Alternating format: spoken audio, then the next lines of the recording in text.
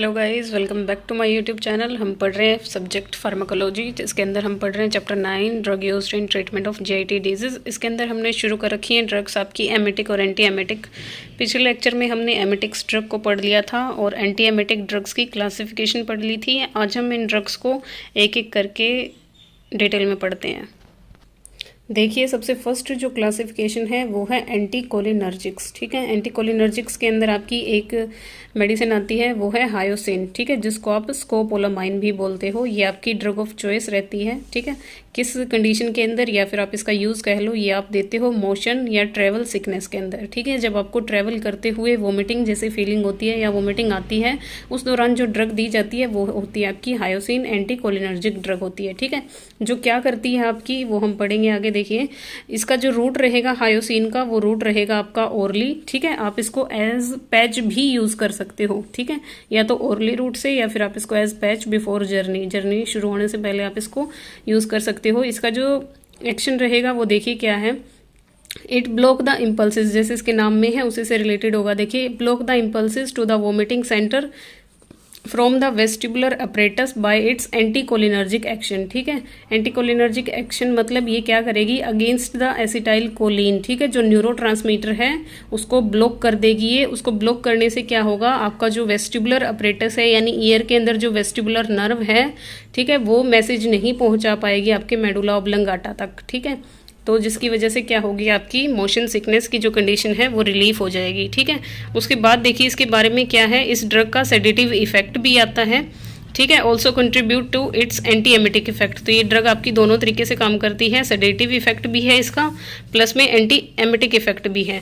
ये जो आपकी है, ये किसी और तरह की वोमिटिंग में आपकी इफेक्टिव नहीं रहेगी। ये सिर्फ आप ड्रग ऑफ चॉइस रहती है आपकी मोशन सिकनेस की। ठीक है, देखिए एक टेबल के अंदर भी इनके बारे में बताया गया है।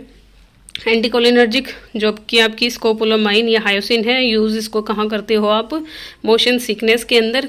इसको इसका जो रूट अभी हमने पढ़ा ओरल और पैच था। इंपॉर्टेंट साइड इफेक्ट इसको लेने के बाद आपको जो देखने को मिल सकते हैं वो है सेडेशन। ठीक है, सेडेटिव इफेक्ट होता है इसका, नींद आ सकती है आपको, माउथ ड्राई हो सकता है आपका, जो विजन है वो ब्लरिड हो सकता है, और यूरिनरी रिटेंशन की प्रॉब्लम आपको देखने को मिल सकती है इसकी वजह से। ठीक है, नेक्स्ट जो हमारी क्लासिफिकेशन है वो है एंटी हिस्टामाइंस। ठीक है, एंटी हिस्टामाइंस को आप और क्या बोलते हो, H1 ब्लॉकर्स बोलते हो। ठीक है, ये ड्रग क्या है आपकी, यूज़फुल रहती है for the prevention of motion sickness. ठीक है, ये जर्नी के 1 घंटे पहले आपको देनी होती है, ट्रैवल करने से 1 घंटे पहले आपने ये दवा लेनी होती है। ठीक है, इसके अंदर और ये क्या करती हैं आपकी, इसके अंदर जो ड्रग आती है उनके नाम देखिए। एंटी हिस्टामिन के अंदर आपकी डाइमेनहाइड्राइनाइट, डाइफिनाइहाइड्रामाइन, मैक्लिजीन, हाइड्रोक्सीजीन, ये वाली जो ड्रग हैं ये आती हैं। ठीक है, ये क्या करती हैं, देखिए ये आपकी क्या करती हैं, एंटी हिस्टामिन, ये मोशन सिकनेस से प्रिवेंट करती हैं आपको, और 1 घंटे पहले आपने लेनी होती है। ठीक है, और किस चीज़ में आप इनको यूज़ कर सकते हो, मोशन सिकनेस में, पोस्ट ऑपरेटिव वोमिटिंग के अंदर। ठीक है, अगर आपको ऑपरेशन के बाद वोमिटिंग ना हो उस केस में भी ये दी जाती हैं। इनका जो इफेक्ट रहता है वो एंटीमेटिक तो है ही, प्लस में ये सेडेशन भी कोज करती हैं आपकी, और ये क्या करती हैं, सेंट्रल एंटीकोलिनर्जिक एक्शन भी शो करती हैं। तो एंटी हिस्टामाइन आपकी देखिए इसके नाम में ही है, ये किसके खिलाफ काम करेंगी, आपकी हिस्टामिन जो है उसको ब्लॉक करेंगी।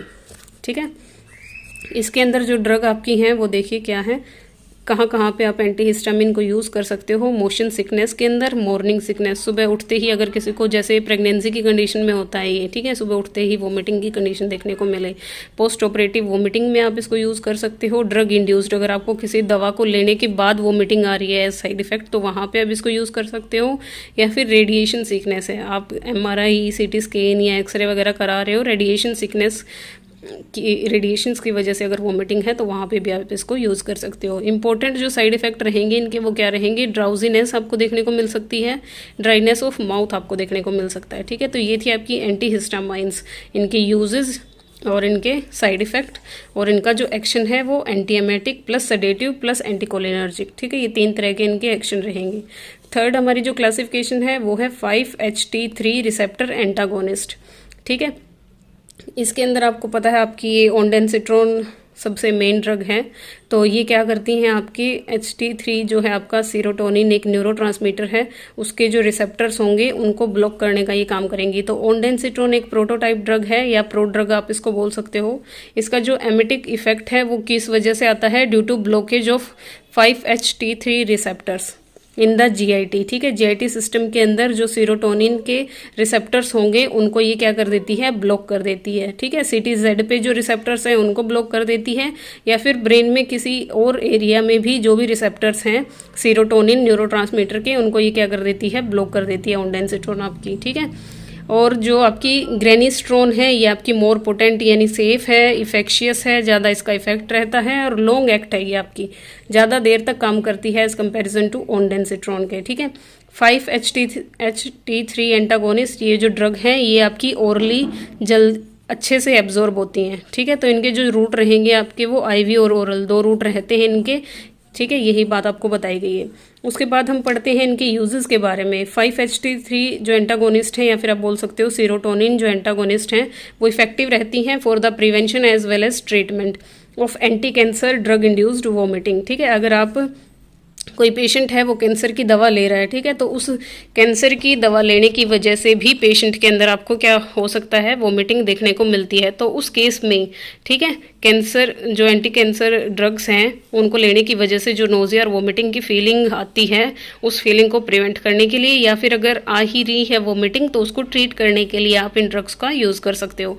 दे are also effective in postoperative and post radiation vomiting. और यूजेज इनके क्या रहेंगे, पोस्ट ऑपरेटिव वोमिटिंग के अंदर आप इनको दे सकते हो, प्लस में पोस्ट रेडिएशन वोमिटिंग। ठीक है, रेडिएशन थेरेपी के बाद अगर वोमिटिंग हो रही है तो वहाँ पे आप इसको दे सकते हो। But they are not effective against motion sickness. लेकिन ये जो दवा है आपकी वो यूज़ नहीं होती है ट्रैवल सिकनेस, अगर आप सफ़र कर रहे हो उस दौरान आपको वोमिटिंग हो रही है तो वहाँ पे ये आपकी काम नहीं करेंगे। ठीक है, इनका जो मेन मैकेनिज्म ऑफ एक्शन रहेगा वो क्या रहेगा, ये सिर्फ क्या करती हैं, इस न्यूरोट्रांसमीटर के रिसेप्टर्स को ब्लॉक करती हैं GIT के अंदर, CTZ chemo receptor trigger zone पे और other area in the brain stem में। ठीक है, साइड इफेक्ट इनको लेने के बाद क्या देखने को मिल सकते हैं, देखिए 5-HT3 antagonist are well tolerated, ये अच्छे से टॉलरेट हो जाती हैं। इनको लेने की वजह से आपको हेडेक, डिजीनेस या डायरिया की दिक्कत देखने को मिल सकती है। ठीक है, तो ये 3rd क्लासिफिकेशन थी आपकी।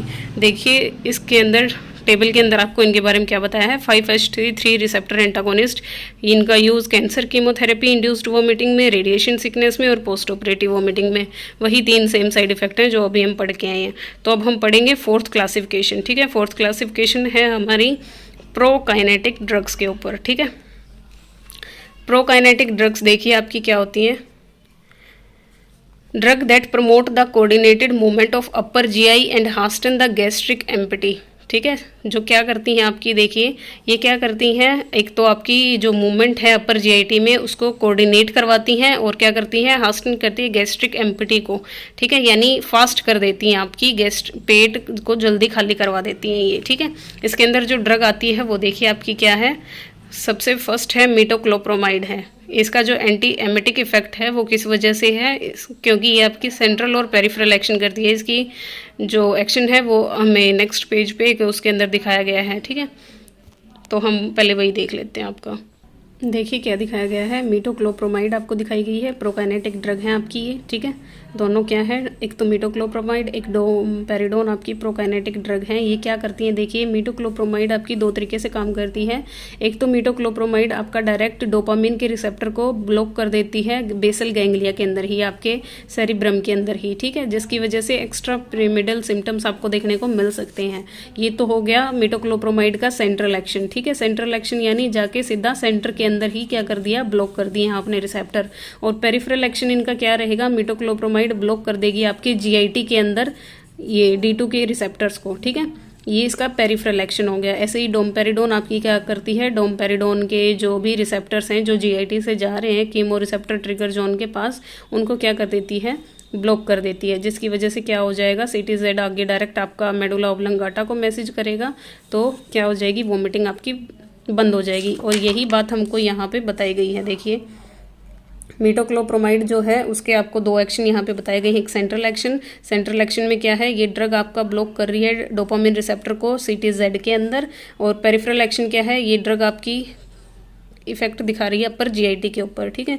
मीटोक्लोप्रोमाइड रैपिडली एब्जॉर्ब होती है आपकी ओरली, ठीक है। ओरल लेने के बाद ये आपकी अच्छे से एब्जॉर्ब हो जाती है, जल्दी हो जाती है, और आप इसको आईएम रूट से भी दे सकते हो और आईवी रूट से भी दे सकते हो, ठीक है। इसका जो ऑनसेट ऑफ एक्शन ये आधे घंटे के अंदर अंदर अपना काम शुरू कर देती है ओरल डोज लेने के बाद, और अगर आप इसको आईवी और आईएम दे रहे हो तो कुछ मिनट्स के अंदर ही ये अपना एक्शन शो कर देती है।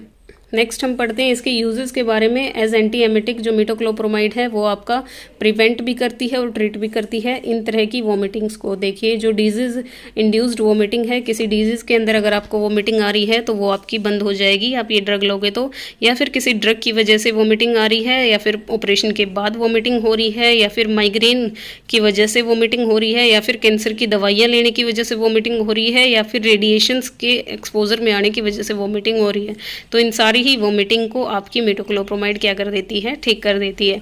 It is less effective in motion sickness के अंदर ये थोड़ा कम असर करेगी। सेकंड आपका इसका यूज़ रहेगा गैस्ट्रो इसोफेजियल रिफ्लेक्स डिजीज, ठीक है।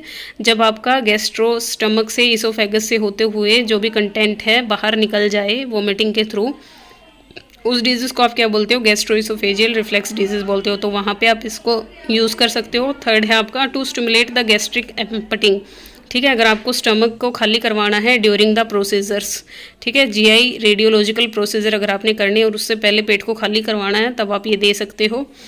And before the general anaesthesia in emergency situation, anaesthesia देने से पहले भी आप इसको देते हो ताकि एनेस्थीजिया के बाद वोमिटिंग के चांसेस कम हो जाएं आपके। नेक्स्ट है मीटोक्लोप्रोमाइड है, उसका यूज़ आप कर सकते हो इन ट्रैक्टेबल हिकअप्स के अंदर। अगर आपको हिचकियाँ बार बार आ रही हैं और स्टॉप नहीं हो रही हैं, उस केस में भी आप क्या कर सकते हो, मीटोक्लोप्रोमाइड का यूज़ कर सकते हो, ठीक है। अब हम इसको टेबल के अंदर देखते हैं मीटोक्लोप्रोमाइड, और इनको देखिए क्या है। मीटोक्लोप्रोमाइड आपकी ड्रग, ये हमने यूज़ अभी पढ़े हैं, ड्रग इंड्यूस्ड डिजीज़ की वजह से, पोस्ट ऑपरेटिव की वजह से, कीमोथेरेपी की वजह से, ठीक है। और जो डोमपेरिडोन है प्रेफर्ड एंटी एमेटिक है, बच्चों के अंदर आप डोमपेरिडोन का यूज़ कर सकते हो, ठीक है।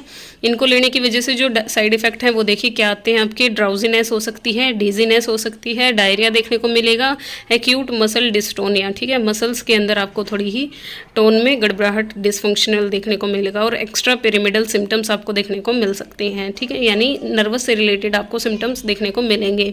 और डोमपेरिडोन लेने के बाद आपको dryness of mouth, diarrhoea, headache, ये कंडीशंस आपको देखने को मिलेंगे, ठीक है। नेक्स्ट जो क्लासिफिकेशन है हमारी वो है न्यूरोलेप्टिक्स, ठीक है। तो देखिए जो न्यूरोलेप्टिक्स हैं वो आपकी ड्रग कैसी होती हैं, they are potent antiemetic होती हैं। इनका जो एंटी एमेटिक एक्शन है वो किस वजह से आता है, ये भी आपके D2 डोपामिन के रिसेप्टर को ब्लॉक करती हैं कीमो रिसेप्टर ट्रिगर जोन के अंदर, ठीक है। इनके और क्या एक्शन रहेंगे एंटी एमेटिक के अलावा, ये आपकी एंटीकोलिनर्जिक भी हैं और एंटी हिस्टामिन एक्शन भी शो करती हैं, ठीक है। इसके अंदर जो ड्रग आती है आपकी वो है प्रोक्लोरपेराजाइन, ठीक है, ये कॉमनली यूज़ की जाती है। ये आपकी ट्रीटमेंट ऑफ वोमिटिंग अगर किसी ड्रग की वजह से हो रही है, या फिर यूरीमिया या सिस्टमिक इन्फेक्शन के अंदर भी आप इसको यूज़ कर सकते हो अगर इनकी वजह से वोमिटिंग हो रही है तो, ठीक है। कोई सिस्टमिक इन्फेक्शन है उसकी वजह से हो रही है, या फिर यूरीमिया की वजह से हो रही है, मतलब ब्लड में यूरिया का लेवल बढ़ गया उस वजह से वोमिटिंग हो रही है, ठीक है। तो इनको लेने के बाद जो साइड इफेक्ट देखने को मिलेंगे वो sedation, extra pyramidal, dryness of mouth, hypotension, BP कम हो सकता है आपका, ठीक है। न्यूरोलेप्टिक, ठीक है, जो क्या करती हैं आपके D2 रिसेप्टर्स को ब्लॉक करती हैं कीमो रिसेप्टर ट्रिगर जोन पे। नेक्स्ट जो हमारी 6th क्लासिफिकेशन थी वो है एडजुसेंट एंटी एमेटिक, ठीक है, ये हमने टेबल में से ही पढ़नी पड़ेगी आपकी। देखिए न्यूरोलेप्टिक आपकी कैंसर कीमोथेरेपी में बताई है, रेडिएशन इंड्यूस में बताई है, इसके साइड इफेक्ट आपको बता दिए, EPS है, एक्स्ट्रा पिरामिडल सिम्टम्स हैं, सेडेशन है, ऑर्थोस्टेटिक हाइपोटेंशन ये हो सकती है। ऑर्थोस्टेटिक यानी जैसे ही आप पोजीशन चेंज करते हो उस दौरान आपको हाइपोटेंशन देखने को मिल सकती है। उसके बाद है आपकी एडजुसेंट एंटी एमेटिक, इसके अंदर ग्लूकोकोर्टिकोइड्स हमने पढ़ी थी, इनको आप दे सकते हो ओनडेनसिट्रोन के साथ या फिर मीटोक्लोप्रोमाइड के साथ, ठीक है, in the cancer chemotherapy induced vomiting, ठीक है। जब कैंसर की दवाइयाँ लेने की वजह से वोमिटिंग हो रही है तब आप इनको एज साइड या अदर ड्रग दे सकते हो, क्योंकि ये ओनडेनसिट्रोन के काम को और अच्छे से बढ़ा देंगे, ठीक है। ग्लूकोकोर्टिकोइड या स्टीरोइड आपके क्या करते हैं, एक्शन को बूस्टअप करने के लिए दी जाती हैं, ठीक है। और साइड इफेक्ट क्या देखने को मिलेंगे इनको लेने की वजह से, मेटाबॉलिक डिस्टर्बेंस आपको देखने को मिल सकती है। नेक्स्ट हमने पढ़ी थी बेंजोडाइजेपिन। बेंजोडाइजेपिन आपकी कब आप दोगे, साइकोजेनिक या एंटीसिपेटरी वोमिटिंग के अंदर आप इनको दोगे, ठीक है। जब भी मतलब मेंटली इल पेशेंट या मेंटल हेल्थ की इलनेस की वजह से अगर वोमिटिंग देखने को मिल रही है उस केस में इनको लेने की वजह से आपको ड्राउजीनेस और सेडेशन देखने को मिल सकती है, ठीक है। तो ये हमारी इस टेबल के अंदर भी सारी क्लासिफिकेशन है और हमने यहाँ डिटेल में भी सारी क्लासिफिकेशन पढ़ ली है। उसके बाद आपकी एक टेबल और दे रखी है जिसके अंदर आपको बताया गया है preparation and dose of anti emetic, ठीक है, कि मतलब जो भी ये ड्रग हमने पढ़ी अभी इनके ब्रांड नेम क्या है, ये किस फॉर्म में अवेलेबल है और कितनी डोज दी जाती है, ठीक है। तो इनको और देख लेते हैं हम। देखिए सबसे फर्स्ट है आपकी प्रोमिथाजिन। प्रोमिथाजिन जिस नाम से आती है वो है आपका फिनार्गन, ठीक है। ये इसका सबसे मोस्ट कॉमनली यूज़ किया जाता है हॉस्पिटल के अंदर, फिनार्गिन और एवोमाइन, ठीक है। तो ये आपकी टैबलेट फॉर्म में भी आती है और टैबलेट इंजेक्शन दोनों फॉर्म में आपकी अवेलेबल होती है। 25 mg इसकी अडल्ट के अंदर डोज रहेगी। उसके बाद है आपकी प्रोक्लोरपेराजाइन, इसका जो नाम है आपका वो है स्टेमिटिल, इस नाम से इसको जाना जाता है। टैबलेट और इंजेक्शन फॉर्म में ये आपकी अवेलेबल है, 5 से 10 mg इसकी डोज रहेगी। उसके बाद है हमारी मीटोक्लोप्रोमाइड। मीटोक्लोप्रोमाइड का आपका जो नाम होता है वो है पेरिनोम, पेरिनोम के नाम से इसको जाना जाता है और रेगलैन के नाम से भी आप इसको जानते हो, लेकिन मोस्ट कॉमनली पेरिनोम के नाम से इसको जाना जाता है, ठीक है। ये आपकी सिरप फॉर्म में भी टैबलेट और इंजेक्शन तीनों फॉर्म में अवेलेबल है। इसकी जो डोज रहेगी वो 10 mg रहेगी। उसके बाद है डोमपेरिडोन। डोमपेरिडोन को आप डोमपेरोन या फिर डोमस्टेल के नाम से जानते हो। इसके अंदर जो आपकी डोज रहेगी या फॉर्मुलेशन रहेगी वो टैबलेट और सस्पेंशन यानी ओरल भी और टैबलेट फॉर्म में, क्योंकि डोमपेरिडोन आपकी बच्चों के अंदर प्रेफर्ड ड्रग मानी जाती है, इसीलिए आपकी सस्पेंशन और ड्रॉप्स की फॉर्म में भी आती है। इसकी जो डोज रहेगी वो 10 to 20 mg रहेगी। उसके बाद है ओंडेनसेट्रोन, सबसे मोस्ट कॉमनली यूज्ड जो आपकी एंटीएमेटिक ड्रग होती है। ओंडेनसेट्रोन के जो ब्रांड नेम रहेंगे आपके वो रहेंगे एमसेट, न्यूसेट या ओंडेम के नाम से आपकी ये मिलेगी, ठीक है। ये आपकी तीन मतलब जो एमसेट है वो आपकी टैबलेट, सिरप और इंजेक्शन फॉर्म में भी, न्यूसेट जो ब्रांड नेम है वो आपकी सिर्फ इंजेक्शन फॉर्म में अवेलेबल होगी और जो ओंडेम है वो आपकी टैबलेट और इंजेक्शन, ठीक है, दोनों फॉर्म में अवेलेबल होगी। इसकी जो डोज रहेगी वो 4 to 8 mg रहती है, ठीक है। अब देखिए जो ये दवा है आपकी, एक तो ओंडेनसेट्रोन, एक मीटोक्लोप्रोमाइड और एक प्रोमिथाजिन, ठीक है। इनको मैंने बताया एक तरीके से जो ओंडेनसेट्रोन है वो दी जाती है आपकी माइल्ड केस ऑफ वोमिटिंग के अंदर, ठीक है। सबसे पहले यही ड्रग ट्राई की जाती है आपकी अगर आपके पास कोई पेशेंट आया है, उसको किसी भी तरह की कोई डिजीज़ है या वोमिटिंग से ही रिलेटेड उसको कोई प्रॉब्लम है, तो सबसे पहले जो दवा ट्राई की जाती है वो आपकी ओंडेनसेट्रोन होती है। एमसेट की क्या या तो टैबलेट दी जाती है या इंजेक्शन लगा दिया जाता है, ठीक है। अगर ओंडेनसेट्रोन देने के बाद भी पेशेंट की वोमिटिंग स्टॉप नहीं हो रही है, फिर हम आते हैं मॉडरेट एंटी एमेटिक ड्रग के ऊपर, ठीक है, जिसका नाम होता है पेरिनोम, ठीक है। पेरिनोम आपकी मॉडरेट टाइप की होगी। अगर इसको देने के बाद भी पेशेंट की वोमिटिंग है वो कंटिन्यू है, तो सबसे सीवियर जो एंटी एमेटिक ड्रग है जो मतलब काम करेगी ही करेगी वो होती है आपकी फिनार्गन, जिसको आप प्रोमिथाजिन बोलते हो, ठीक है। तो ये ड्रग रहेगी आपकी फिर सबसे सीवियर एंटी एमेटिक ड्रग, या फिर आप कह सकते हो सबसे ज़्यादा काम करने वाली ड्रग। सो ये टेबल भी हमारी यहाँ पे कंप्लीट हुई। अब कुछ की पॉइंट्स हमारे रहते हैं इस चैप्टर के अंदर, वो देखिए क्या है। Emetic should not be used in unconscious patient, ठीक है। अगर कोई भी पेशेंट अनकॉन्शियस है वहाँ पे आप एमेटिक जो वोमिटिंग करवाने वाली ड्रग है वो अवॉइड करनी चाहिए यहाँ पे। या फिर पॉइजनिंग हो रही है किसी पेशेंट को कैरोसिन की, तो वहाँ पे भी आप एमेटिक ड्रग नहीं दोगे। या फिर पेट्रोलियम प्रोडक्ट की वजह से अगर पॉइजनिंग है तो वहाँ पे भी आप एमेटिक ड्रग का यूज़ नहीं करोगे। उसके बाद हमें बताया है कि एंटी एमेटिक जो ड्रग है वो इफ़ेक्टिव होती हैं अगर आप लोगे एटलीस्ट आधा घंटा या 1 घंटा पहले ट्रैवल के, ठीक है, to prevent the motion sickness. Antiemetic drug अगर आप ट्रैवल करने जा रहे हो और आपको वोमिटिंग आती है ट्रैवल के दौरान, तो 1 से आधे घंटे पहले आपने ये दवा लेनी है, तभी ये अच्छा एक्शन शो करेंगी। और जो आपकी एंटीकोलिनर्जिक ड्रग थी स्कोलापामाइन, ये पैच अगर आप इसका लगा रहे हो तो ये पैच आपको जर्नी से 4 घंटे पहले अप्लाई करना होता है, ठीक है। जर्नी से 4 घंटे पहले आपने ये अप्लाई करना होता है। उसके बाद है आपकी डोमपेरिडोन। डोमपेरिडोन आपकी क्या है, एक प्रेफर्ड एंटी एमेटिक ड्रग होती है बच्चों के अंदर, ठीक है। प्रेफर्ड ड्रग रहेगी आपकी बच्चों के अंदर। उसके बाद है ये 5-HT3 एंटागोनिस्ट, ये जो आपकी सीरोटोनिन रिसेप्टर ब्लॉकर हैं वो इफेक्टिव रहती हैं आपकी prevent the cancer chemotherapy induced vomiting, ठीक है। कैंसर की दवाइयाँ लेने की वजह से अगर किसी पेशेंट को वोमिटिंग हो रही है तो वहाँ पे आप ओंडेनसेट्रोन दोगे। इनके अंदर जो दवा आती है वो ओंडेनसेट्रोन होती है। उसके बाद मीटोक्लोप्रोमाइड दवा को लेने की वजह से आपको एक्यूट डिस्टोनिया यानी मसल की जो टोन है उसके अंदर डिफ़िकल्टी देखने को मिल सकती है। तो ये इसके की पॉइंट्स हैं। सो थैंक यू गाइज़, हमारा जो ये टॉपिक था एंटी एमेटिक का ये यहाँ पे कंप्लीट होता है। आई होप आपको ये टॉपिक समझ आया होगा। सो थैंक यू, मिलते हैं नेक्स्ट वीडियो के अंदर नेक्स्ट टॉपिक के साथ।